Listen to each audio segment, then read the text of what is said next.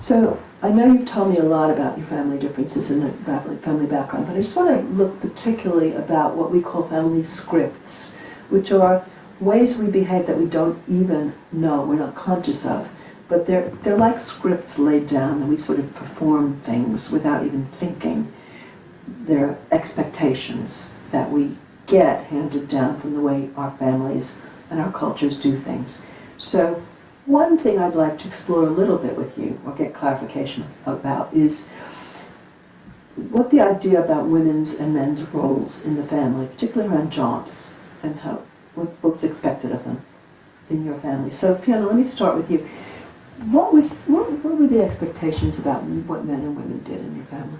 Well, I had a very traditional family, so like women would only work part-time, they'd mainly stay at home doing the housework, the men would go out work full-time. The women in the family would only really work if we needed the money. Okay. Otherwise it was the man's job. Yeah. Yeah, so did your mum work? Not when she got depressed. She did, I think she, yes, part-time for a little bit as a school teacher, but she became depressed and then obviously hospitalised. She was a school teacher. Was she an assistant, or was she? Like an assistant, part-time. Okay. Yeah. I wonder how you could be a part-time teacher. So yeah, okay. Yeah, I think it was like a teaching assistant. Yeah. Okay.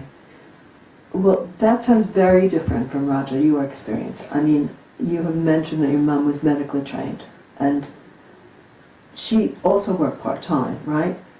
And it was throughout your childhood, all the way through. So it wasn't like sometimes she worked when you needed the money. She worked for different reasons, I guess. I know your dad was the main breadwinner and the one with the higher status job. But it's a very different idea about what men and women are expected to do in the home and what they're expected to do outside of the home, I guess. Am I right?